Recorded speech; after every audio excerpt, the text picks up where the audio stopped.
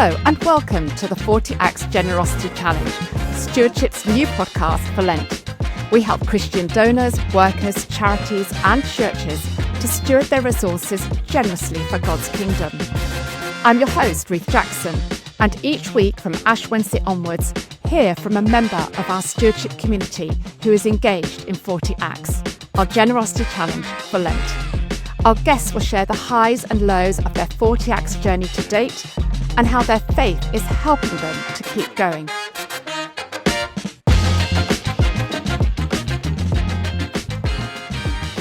Hello and welcome to week 4 of the 40 Acts Generosity Challenge, Stewardship's special podcast series for Lent. Today, I have the treat of a chat with John Reynolds. John is a content creator, speaker, preacher and author, best known for his very popular family comedy that has attracted over 1.3 million followers across social media. Together with his wife Jade, an inspiring and influential wheelchair user, they share the everyday chaos and joy of family life with honesty and humour.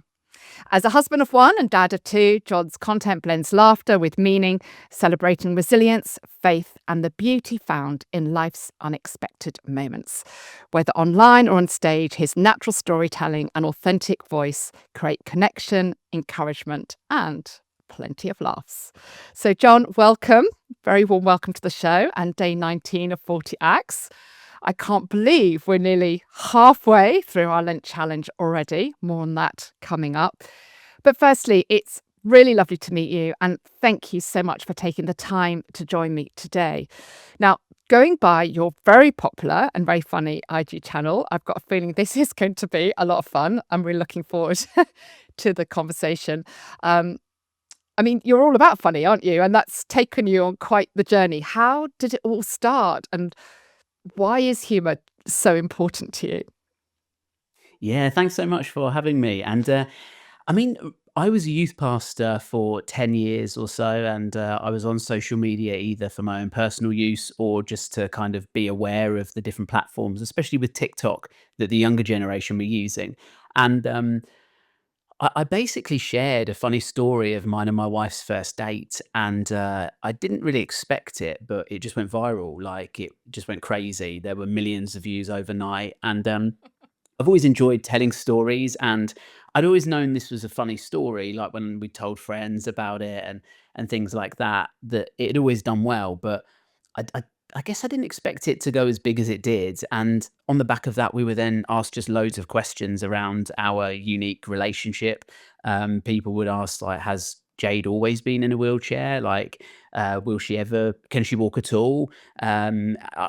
People were shocked that we had kids because, again, like people didn't necessarily know loads about disability and things. And so we basically found that it was a really great opportunity to normalize disability by telling and sharing the funny stories. I think, particularly Brits, I think we're very awkward around things that are a bit different.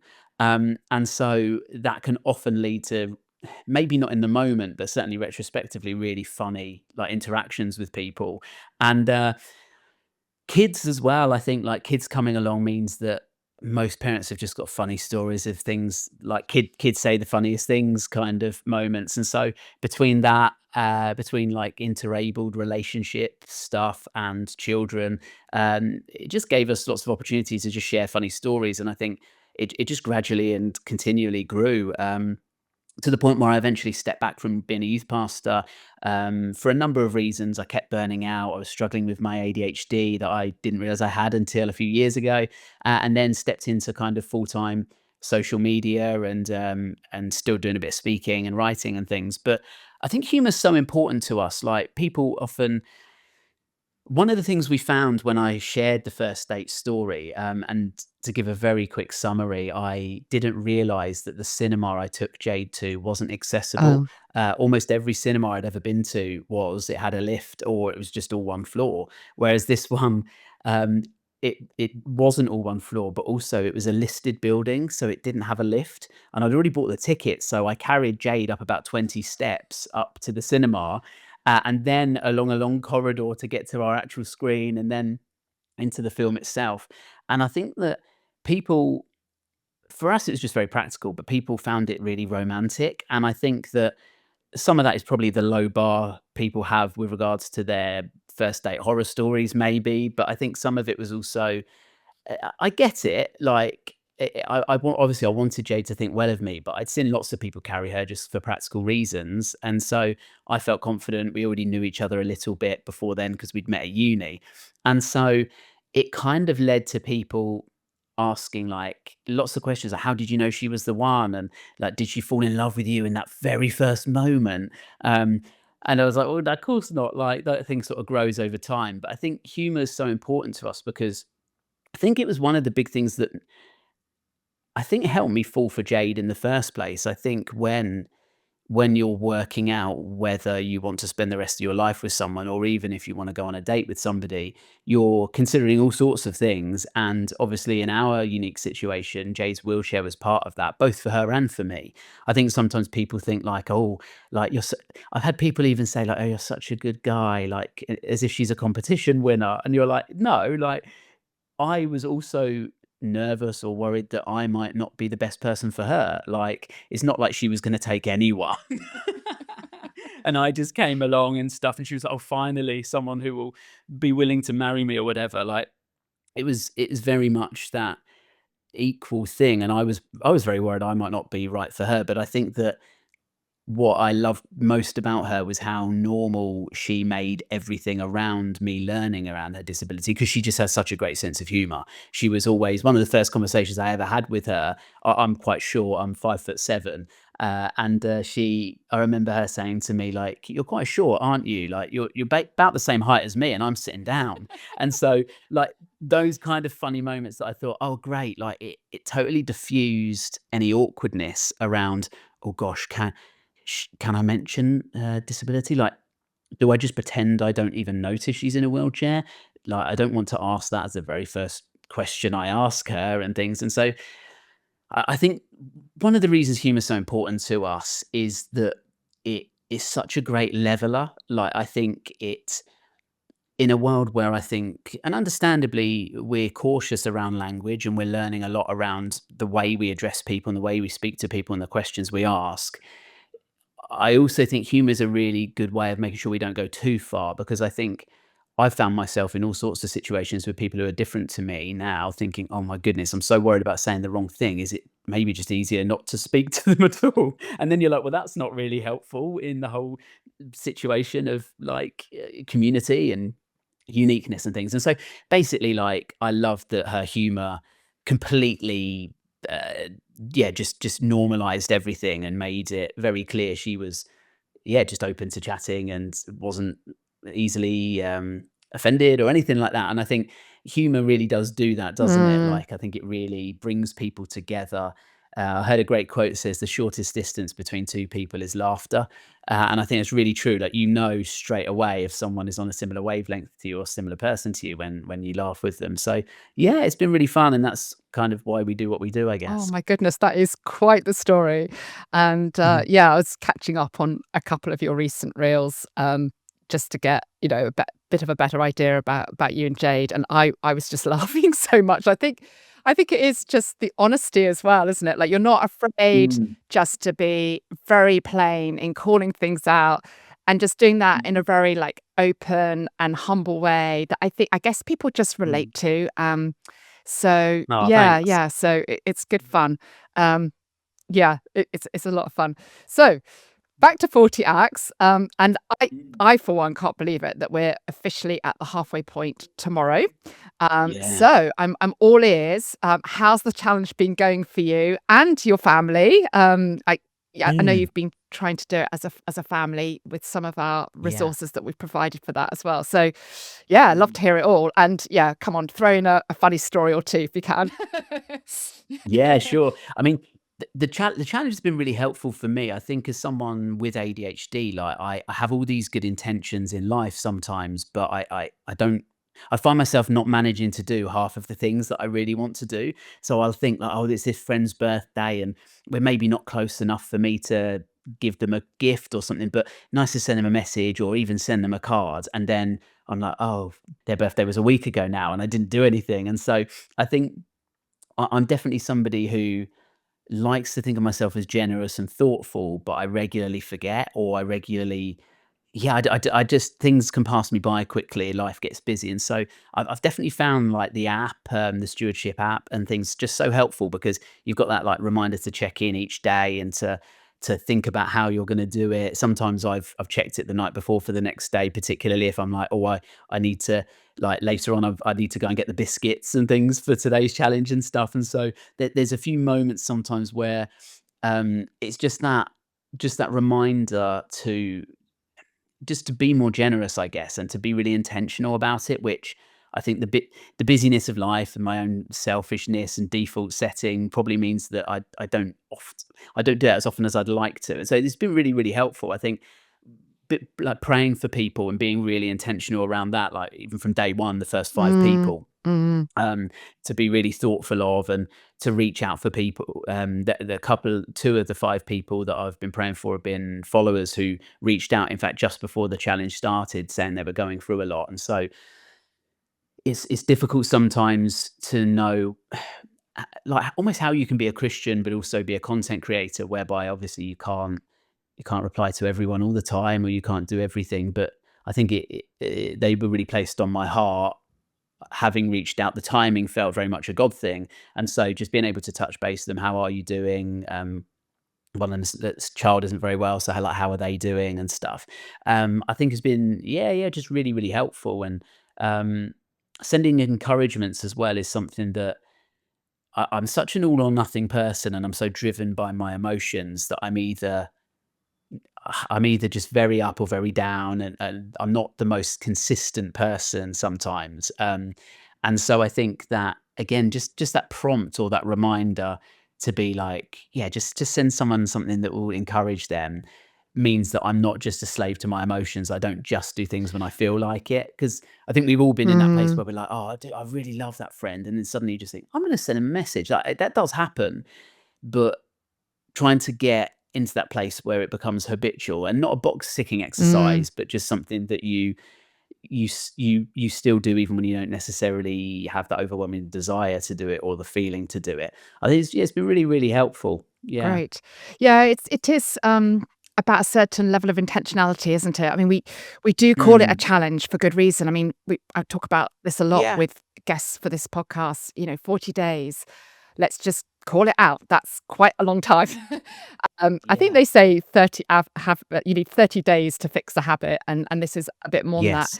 Yes. So there is that element of discipline and challenge to it, but we have tried very hard to make it as accessible as Mm. possible. And I think having it in the app for the first time this year does really help that as well, doesn't it? I mean, Yeah, I love definitely. I love the colorways as well. Like you're in there and it's very visual, very appealing, and then it's very easy Yeah. to kind of go into the devotion, read through, tick it off. So yeah, I can relate to that. And how's it gone with involving the wider family? Have the children had a chance to get involved at all in any way? Yeah, we're working out how, like, they were going through their clothes at one point and toys and Yeah. things, and we're thinking about, okay, where could we take those? We've got um uh that we go to a church called Valley Church that has an amazing coffee shop that is actually where I'm going to take the biscuits later, because just for their staff, because it's always rammed, which is amazing, but they're always just very busy, but always still so friendly and just amazing at running it. And we donated. I can't remember which one. I think it was Elijah when we were chatting about something we could give, and Elijah was like, "Well, Daddy, like you and Mummy wrote a book. Why don't you give that to the book stand at church and Oh, things?" And we are like, "Oh, amazing! Yeah, that'd be a great idea." Because it's autobiographical a bit around Jade's story. There's enough stuff that's Christian within that as well that's sort of helpful for people, I think. Um, and so yeah, like it was just really nice to like get them thinking a little bit, and thinking about things that encourage or inspire them. Um, Elijah, he's recently, our 9-year-old, he's recently done a speech at school about people who inspire him. And so we sent a message to a YouTuber that he really, really likes as well. And you don't know if necessarily they'll always see it, but at the same time, I know that the messages we get as a family are always really encouraging. Whenever anyone sends you, for whatever reason, something that is encouraging, I do think it's just so uplifting, isn't it? mm, And so yeah, it's been really nice getting them thinking, because I think they're at a nice age at 6 and 9 now where you have to prompt them a little bit, but it's not what I didn't want to happen, especially with Elijah, who's 9, is that we say, "This is what we're gonna do," and I just go in his room and I say, "Do you play with this that much anymore?" And he goes, "No, not really." And I go, "Should we give that?" And he's like, "Yeah, okay." And he hasn't really been involved. So trying to give them the kind of initiative of like, what could we do, I think has been a really good way of doing it. Yeah, that is the hope, that as parents engage, that they're kind of modeling this generosity Yeah. thing, and we've tried to make it as fun and accessible as possible. Mm. Just thinking back to Chocolate Tuesday, for example, and giving away chocky bars. What's not to like? That Yeah. that has to be one of my favorite ones. So yeah, I'm curious to know, have you got a favorite act from the acts so far, and if so, why? Why is that one your favorite? I think it probably was the encouragement one. I know Yeah. I've already touched on it, but I think for me, I'm they talk about the 5 love languages, don't they, that people have of like acts of service, quality time, gift giving, words of affirmation, and physical touch is the things I've kind of heard. And I'm a massive like words of affirmation person. And so I think like because I know how much it means to me to receive that encouragement.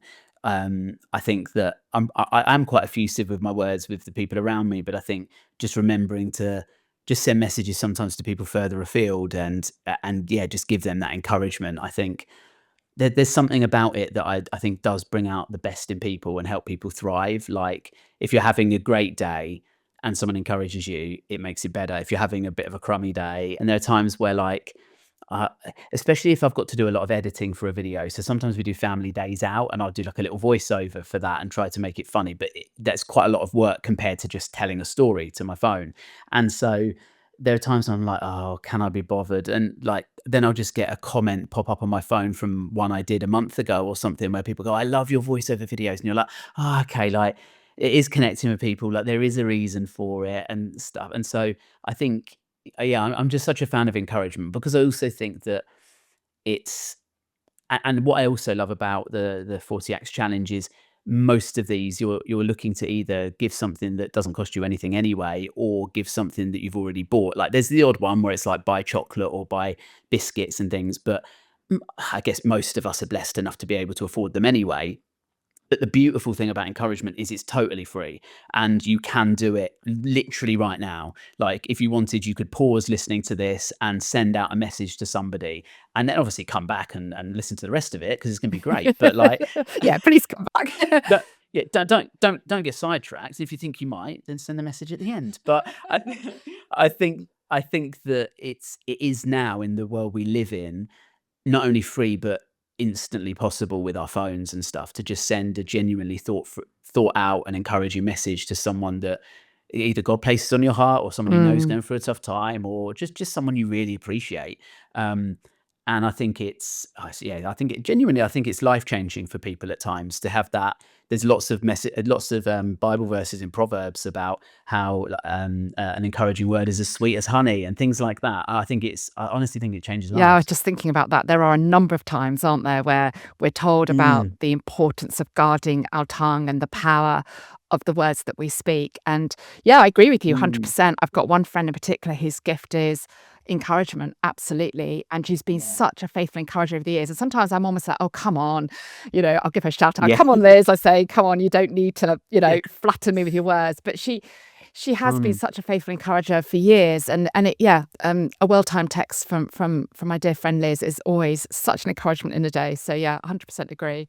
Now you've given a little bit of a spoiler alert. You've mentioned the biscuits for today. So yes.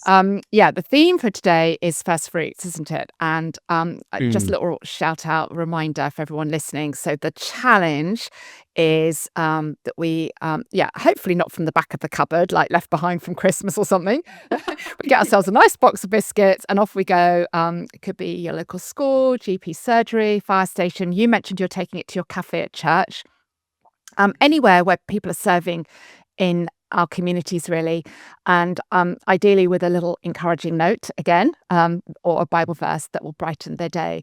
So you've explained, yeah, that you've already, you're on it. The app's mm, served its purpose and prompted you. You've bought your biscuits. You know where you're taking them. I mean, I've got a really burning question here, John. I mean, it's a very important spiritual mm. question. What are the biscuits? Yeah. How and why have you chosen those ones? And Mm. have you got a verse that's going with those? Have we got a biscuit verse from the Bible? Yeah, I was trying to think of biscuit verses, and they come up surprisingly infrequently in the Bible. I'm not sure if they'd even been invented, but I love party rings. But my wife said to me, they're not a proper biscuit. They're like Oh. it's like a kid's buffet thing. Mm. And so I thought she's right in that.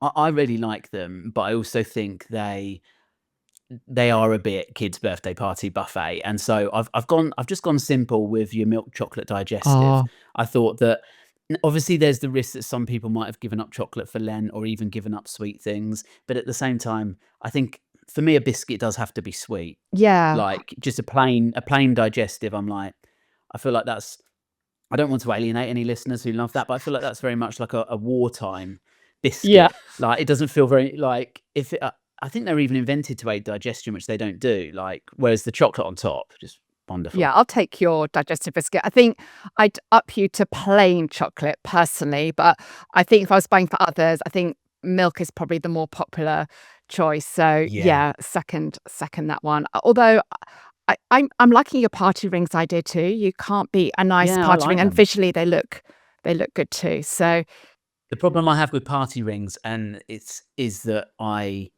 can't, yeah, I can't. I was going to say once you pop, you just can't stop, but that's very much a that's a Pringles Pringle logo, logo. Yeah, well, and we're also not sponsored by these guys like that. I feel like they owe us money now for us promoting them, but I can't really eat a few parts. I will definitely finish them in a day, even if it's not one sitting. Like I feel like they feel little enough, and I get dragged into it. So I basically didn't want one greedy cafe employee finishing them all. So I thought milk chocolate digestive can't have more than about 3 or 4 of those. okay, good. Well, I'm glad you've got that all square, and yeah, I take it that's probably coming up quite soon. Then a quick pop over there to deliver those. Yeah. That's great. So I'm curious, have you always done something special for Lent? And what do you make of our generosity focused take on this period? I mean, like you mentioned the chocolate thing. I actually love the fact that you've got chocolate on your biscuits because our whole thing is you don't have to give stuff up. It's about giving stuff away. Yeah. So let's keep the Yeah. chocolate in. We had chocolate Tuesday. Let's have the chocolate biscuits. Um, Mm. but yeah, it's all about that generosity focus. So yeah, I'd love to know how does that stack up with what you've done previous years? Yeah, I mean, I probably haven't. I've had the odd. I've heard people talking around don't necessarily give something up, but take something up and do something. So I've never been as intentional as I have this year with the help of the app and things. I think in the past I have given things up. I didn't realize that Sunday is a mini Easter in Lent and things. And so people talk about giving it up for the 40 days, but Sundays aren't included in that 40-day. And so in the past, like I've given something up and I've gone the whole time. Sometimes I've given something up and I had almost with that treat of Sunday coming.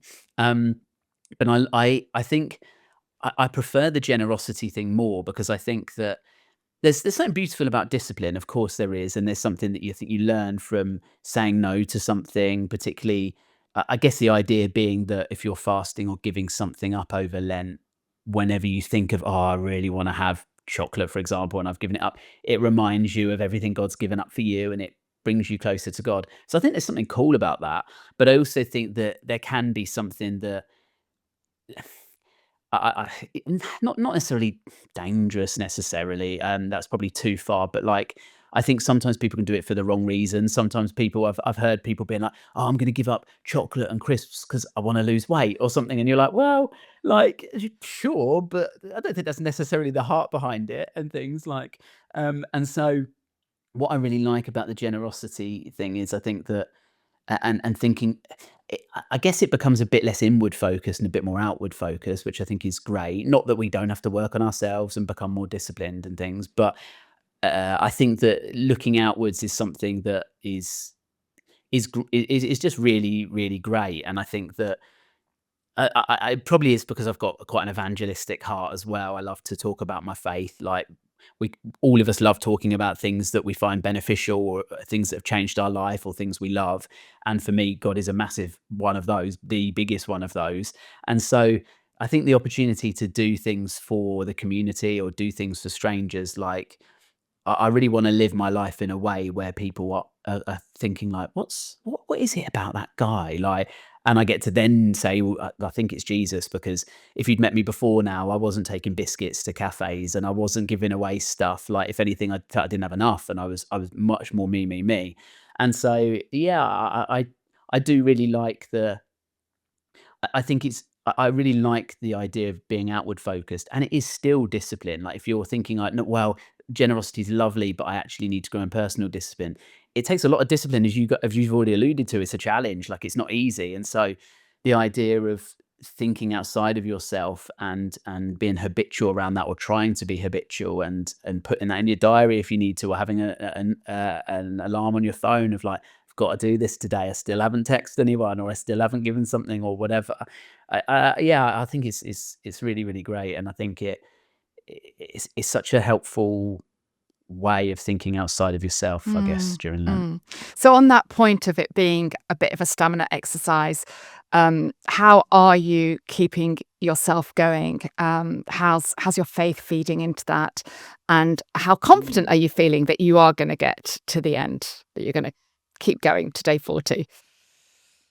Yeah, I think you guys have done such a great job with it, because I would say, whilst it is a challenge and you've got to be intentional, most of them don't. It's not like it takes hours and hours out of your day each time. It's not an insurmountable challenge, I wouldn't say. Like, some of them will take a little bit longer, or take a little bit more forethinking of like, yeah, buying the biscuit, taking them somewhere, whatever. But even then, if you're taking them somewhere local, that's probably gonna take me 15 minutes and things like.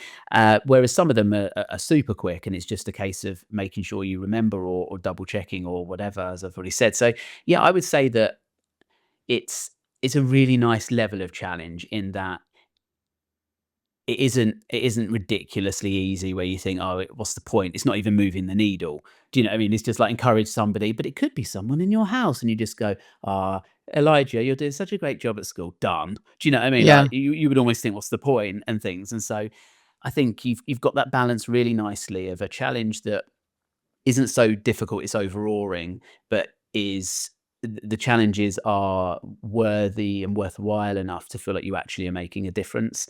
So yeah, no, feeling quite good about it, actually. cool.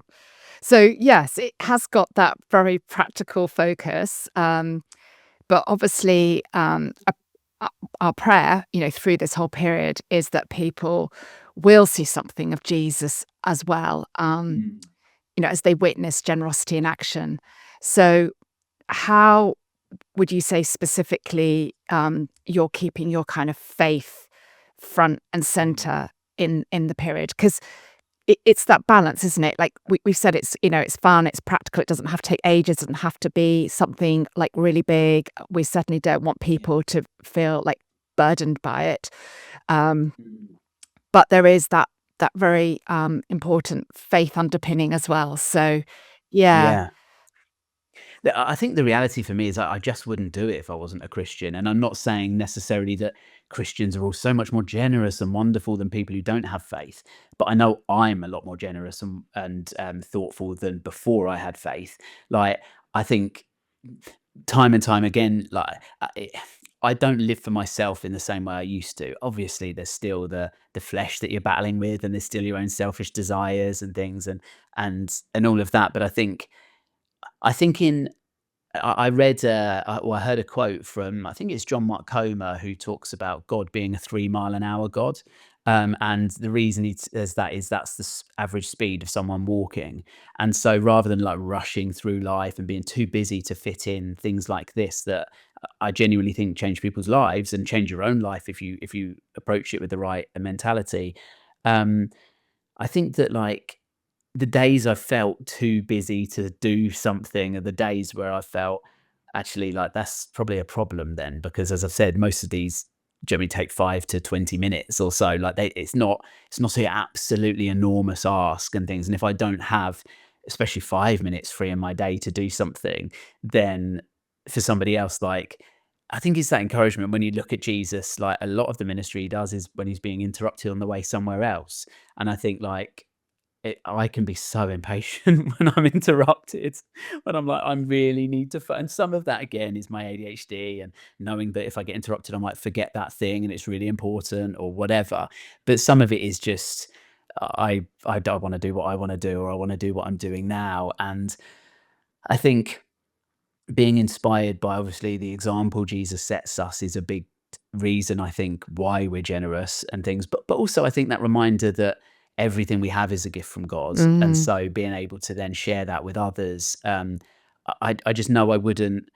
uh, You don't have to be a Christian to do this. I think generosity is a universally admired gift. Um, but at the same time, I know I'm more generous because of it, and my encouragement to Christians listening would be like, and maybe challenge would be like, since it maybe you've always been a Christian, but if you can remember a time when you weren't, or you're not sure if you were, like, are you more generous now than you were before? Because I think we should be. Like, as I say, might not be more generous than people who aren't Christian, but it should be more generous than we were before we knew Jesus. It's a journey, isn't it? And that's what we're trying to Yeah, for encourage people sure. on. And actually, another big prayer of ours is that the momentum carries on beyond the campaign. Like, this is a Yeah. focus moment, but it's about Mm. kind of, I've talked in other episodes about training our generosity muscles and getting Yes. to a place of momentum where this is kind of baked into our everyday. So yeah, thanks for sharing that. I really And love that. We are rapidly running out of time, but I would be remiss. I've got two more questions I always like to ask my guests. So, first things first, do you have a favorite verse for this Lent season? yeah, I mean, it may be a common one that people have got, but I love Paul quotes Jesus in Acts and says, like, as Jesus says, it's more blessed to give than to receive. And I was thinking that, like, I've heard it often said it's better to give than receive. But the translation I was reading said it's more blessed to give than receive. And I was thinking, it's so true because I think that it goes against our natural desire, I think. Like we naturally want to make sure we're okay and look after ourselves. And that's not necessarily a bad thing. It can become a bad thing, but you can't pour out of an empty bucket. Like you have to top yourself up first. But I think also the idea is more blessed to give than receive. Like some of the time I've really felt like not only have I hopefully helped people or done something that has genuinely blessed them and what I've received in return, like, I haven't given the biscuits yet, but as an example, like, if that is received well, I know that I'll feel better about that than I would if I ate the whole packet myself, like, and things like that. It is, you genuinely feel more blessed, but secondly, like, you already are more blessed if you're in a position to be able to give. Like, there's lots of people who aren't able to do that for whatever reason, or at least they go through periods of life where they can't. And so even encouragement, like I've had times in my life where I've struggled with my mental health and I just haven't been able to be there for other people maybe. And so whenever we're able to give something, like we are already blessed to be in a position to have that ability. And so yeah, it's spoken to me quite deeply, if I'm honest, because um we've got a friend who she's called the faith-filled therapist on social Joe. media, Joe Oh yes, Hargreaves. I Yeah, interviewed her just recently for our main podcast. Yeah, amazing. she's lovely, isn't she? Yeah.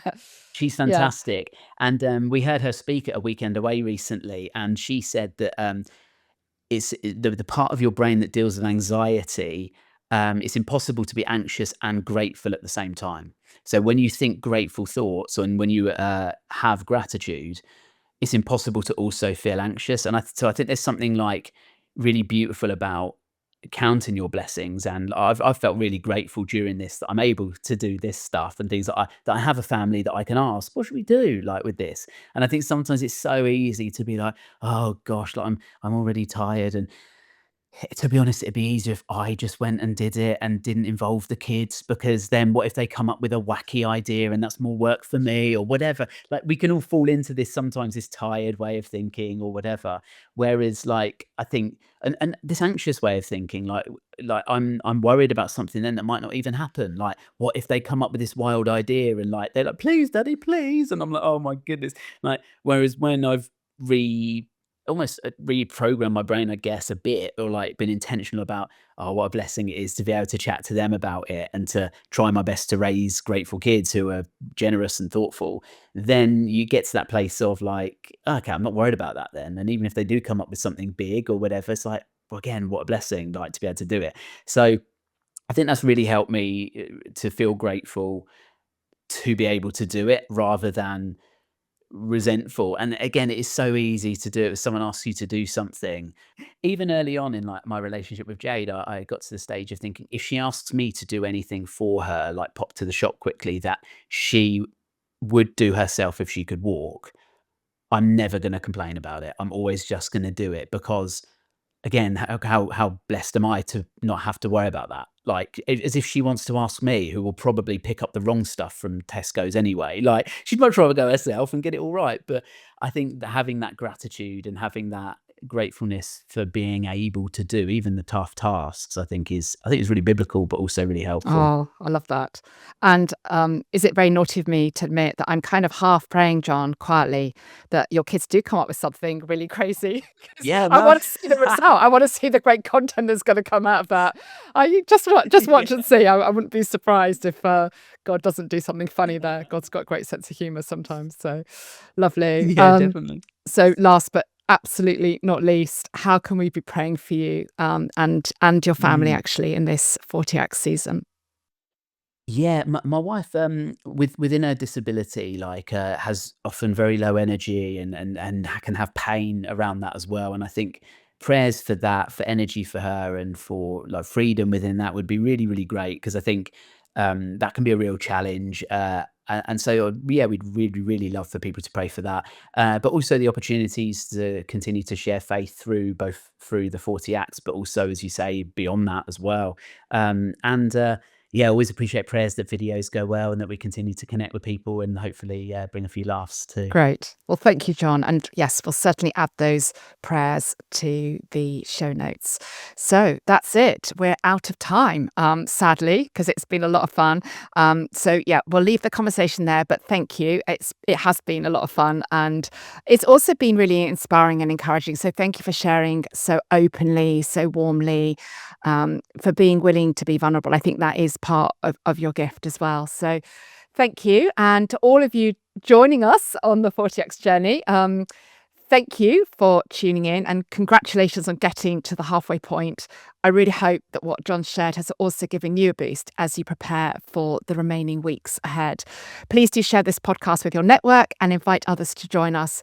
Why not download our giving app to have 40 acts ready on your phone? Further info and links for everything we've covered are in the show notes. Until next week, God bless. You've been listening to the 40 Acts Generosity Challenge, a stewardship podcast for Lent. If you enjoyed this episode, please leave us a positive review and share with your network. We pray you touch many hearts as you continue your 40 Acts journey this week.